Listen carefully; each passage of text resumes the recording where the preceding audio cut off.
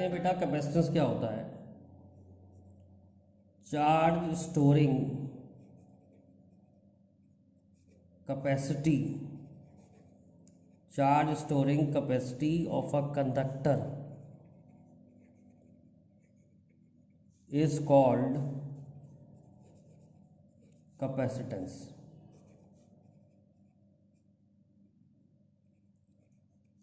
And capacitor is a device, capacitor is a device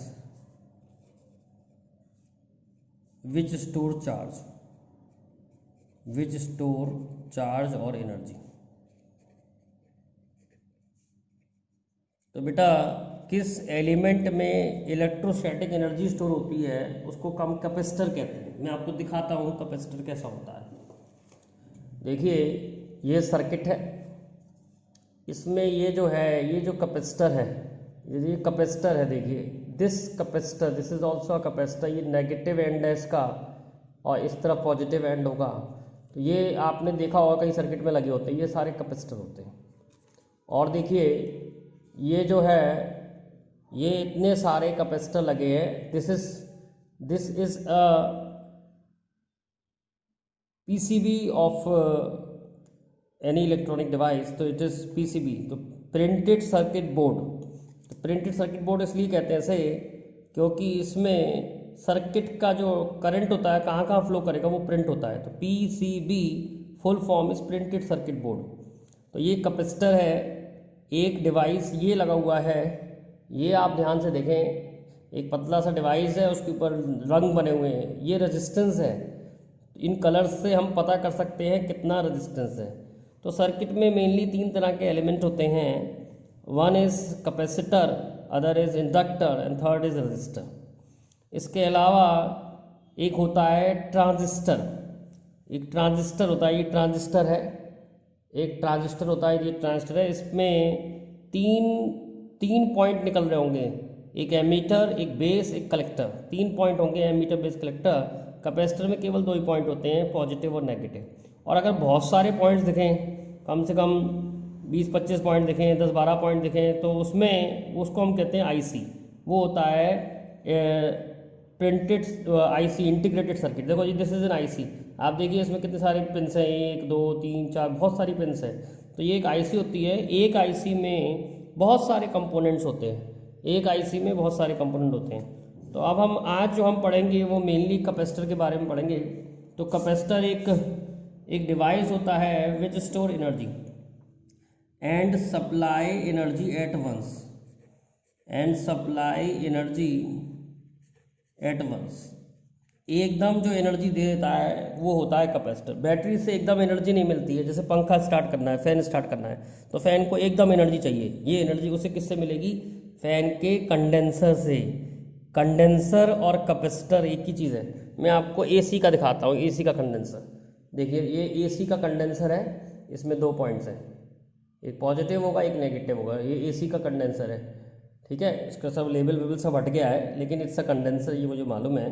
condenser अगर आपको देखना है तो उसका यूनिट लिखा होगा उस पर कि कितने माइक्रोफैरेड का कैपेसिटर है ये, या कितने माइक्रोफैरेड। फैरेड यूनिट होती है कैपेसिटेंस की, तो माइक्रोफैरेड में लिखा होगा, इसका मतलब वो कैपेसिटर है। आप ऐसे चेक कर सकते हैं किसी भी सर्किट में। तो charge storing capacity of a conductor is called capacitance. तो हम कह सकते हैं Q is proportional to V, तो Q is equal to CV। तो capacitance is equal to Q by V। फार्मूले से तो ऐसा लग रहा है कि कैपेसिटेंस चार्ज और वोल्टेज पर डिपेंड करता है, लेकिन ऐसा है नहीं है। जिस तरीके से आपने बचपन से बड़ा रेजिस्टेंस V अपॉन I है, लेकिन रेजिस्टेंस वोल्टेज और करंट पे तो डिपेंड करता नहीं है। रेजिस्टेंस लेंथ पे डिपेंड करता है, एरिया पे डिपेंड करता है, मटेरियल पे डिपेंड करता है, but does not depend upon voltage and current. Similarly capacitance does not depend upon charge and voltage, it depends upon shape, size and material inside which is filled in capacitor. कई तरह के capacitor आते हैं, oil capacitor आता है, paper capacitor आता है। अलग अलग चीज़ें भरने से कैपेसिटर बदल जाते हैं, साइज भी अलग अलग होते हैं। तो C here is called, C हम जो इसको बोलते हैं कैपेसिटेंस, डिवाइस को कैपेसिटर या कंडेंसर और उसकी प्रॉपर्टी को कैपेसिटेंस बोलते हैं। और यूनिट ऑफ सी निकलेगा आपका, चार्ज आ जाएगा कूलम पर वोल्ट, और कूलम पर वोल्ट को हम बोलते हैं फैरेड। कूलम को हम क्या बोलते हैं? फैरेड को हम लिखेंगे एफ से। तो 1 माइक्रो फैरेड कितना फैरेड हो जाएगा? 10⁻⁻6 फैरेड। 1 मिली फैरेड कितना हो जाएगा? 10⁻⁻3 फैरेड। 1 नैनो फैरेड कितना हो जाएगा? नैनो फैरेड NF, नैनो होता है 10⁻⁻9 फैरेड। 1 पीको फैरेड कितना हो जाएगा? 10⁻⁻12 फैरेड। तो फैरेड में लिखा होगा, नैनो में, पीको में। जनरली जो कैपेसिटर होते हैं माइक्रो फैरेड्स में होते हैं। तो आप किसी भी कैपेसिटर या कोई भी इलेक्ट्रॉनिक डिवाइस देखो, उस पर लिखा हो म्यू एफ, जैसे 20 mu F, 20 micro farad, it's a capacitor. तो आप चेक करके बता सकते हैं कि कैपेसिटर कौन सा है।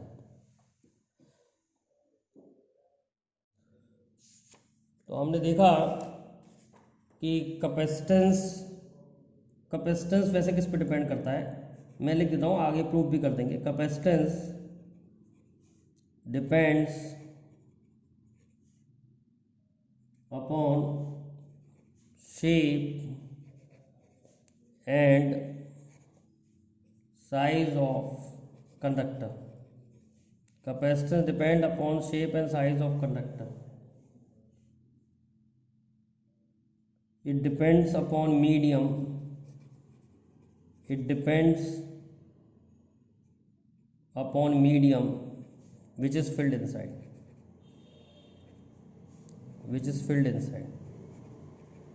इसको हम बाद में पढ़ेंगे। इसको हम कहते हैं डाइलेक्ट्रिक। मीडियम को हम क्या कहते हैं? डाइलेक्ट्रिक मीडियम भरा जाता है इसके अंदर, इंसुलेटिंग मटेरियल। तो ये आगे आएगा जानने के लिए, लेकिन अभी फ़िलहाल तो हमने कैपेसिटेंस का फॉर्मूला जो पढ़ा है वो पढ़ा है Q = CV। तो C = Q/V।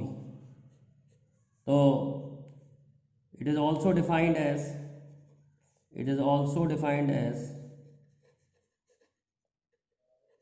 ratio of charge and voltage. It is also defined as ratio of charge and voltage. तो मैंने बताया था 1 फैरेड जो होता है 1 कूलम डिवाइड बाय 1 वोल्ट। तो व्हेन 1 कूलम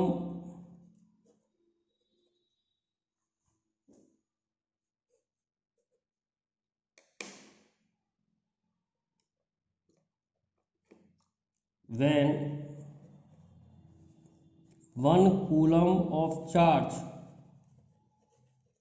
is stored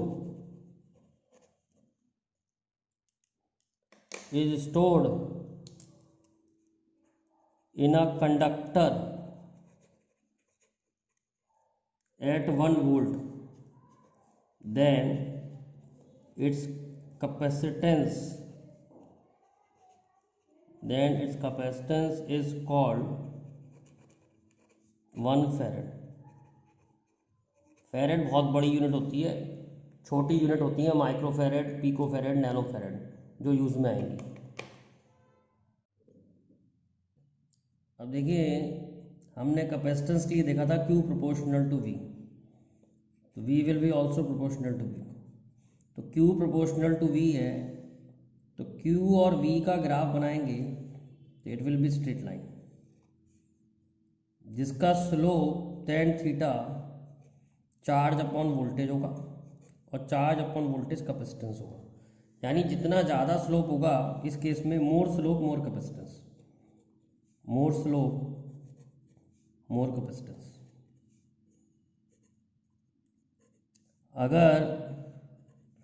अगर मैं V और Q का बनाऊंगा तब भी स्ट्रेट लाइन आएगा, लेकिन इसका स्लोप tan थीटा V/Q देगा, यानी कि 1/C। इसका मतलब हो गया, उल्टा हो गया, मोर स्लोप लेस कैपेसिटेंस, मोर स्लोप लेस कैपेसिटेंस। अब जैसे ये दो लाइन है, सपोज ग्राफ दे रखे हैं दो कैपेसिटर के लिए, तो ये C1 है, ये C2 है, इसका एंगल θ1 मान लो, इसका एंगल θ2 मान लो। ये V और Q का ग्राफ है, तो हम जानते हैं θ2 इज ग्रेटर देन θ1, तो tan θ2 is greater than tan θ1। कहने का मतलब ये हो गया, स्लोप ज़्यादा है, C2 का स्लोप ज़्यादा है, तो C2 जो कैपेसिटेंस होगा that will be less than C1, तो C1 हैज़ मोर कैपेसिटेंस। इस ग्राफ से देख करके हम बता सकते हैं कि किसका कैपेसिटेंस ज़्यादा है, किसका कैपेसिटेंस कम है। बहुत सिंपल सा फंडा है, बहुत सिंपल सा फंडा। इस वाले ग्राफ में जिसका ज़्यादा स्लोप होगा उसका कैपेसिटेंस कम होगा। C2 का स्लोप ज़्यादा है तो C2 का कैपेसिटेंस कम है। अब नेक्स्ट देखते हैं, किसी कंडक्टर का कैपेसिटेंस निकालते हैं। Capacitance of spherical conductor. एक कंडक्टर है, उसका रेडियस r है और उस पर चार्ज q है। तो एक कंडक्टर का कैपेसिटेंस जो होता है वो एक पॉइंट चार्ज, एक कंडक्टर का जो पोटेंशियल होता है वो एक पॉइंट चार्ज के बराबर ही होता है। तो इसका पोटेंशियल हम लिख रहे हैं 1/4πε0 Q/r, और कैपेसिटेंस अभी हमने पढ़ा था Q/V, तो कैपेसिटेंस हो गया Q/V 1/4πε0 Q/r, तो कैपेसिटेंस की वैल्यू आ रही है 4πε0r। तो यहाँ से एक बात और, ये भी 4πε0 की वैल्यू रख दी 9 × 10⁹ 1/9 और इंटू रेडियस। तो कैपेसिटेंस देखा किस पे डिपेंड कर रहा है, depends upon radius, it does not depend upon charge and voltage. यहाँ से पता लग रहा है डिपेंड्स अपॉन रेडियस, रेडियस पे डिपेंड करता है। निकाल के देखते हैं किसी का capacitance.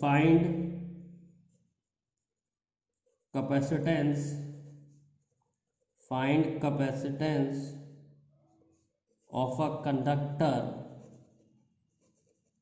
Having 9 kilometre radius. 9 kilometre radius का कैपेसिटेंस कितना होगा, तो कैपेसिटेंस का यही वाला फॉर्मूला लगा दिया, 4πε0r। 4πε0 की वैल्यू लिख ली 9 × 10⁹ और 9 किलोमीटर है तो 9000 मीटर हो गया। सॉल्व करके आ रहे हैं तो 10⁻⁻6 फैरेड, यानी कि 1 माइक्रोफैरेड। यानी 1 माइक्रोफैरेड कैपेसिटेंस बनाने के लिए 9 किलोमीटर रेडियस का कंडक्टर लेना पड़ेगा। बहुत बड़ा नहीं होगा कुछ। और अभी मैंने आपको दिखाया था एक सर्किट में कि ये है कैपेसिटर, और मालूम है ये कितने का दिख रहा है, ये इस पर लिखा हुआ है 22 माइक्रोफैरेड। ये 22 माइक्रोफैरेड की कैपेसिटर है। तो इतने छोटे छोटे कैसे बन गए, तो इसको हम पढ़ेंगे नेक्स्ट वीडियो में, that is called principle of condenser. कैसे कैपेसिटर का कैपेसिटेंस बढ़ाया जाता है बिना साइज बढ़ाए किसी कंडक्टर का कैपेसिटेंस कैसे बढ़ाते हैं, ये हम नेक्स्ट वीडियो पढ़ाएंगे। और उस डिवाइस को फिर हम कहने लगते हैं कंडेंसर या कैपेसिटर।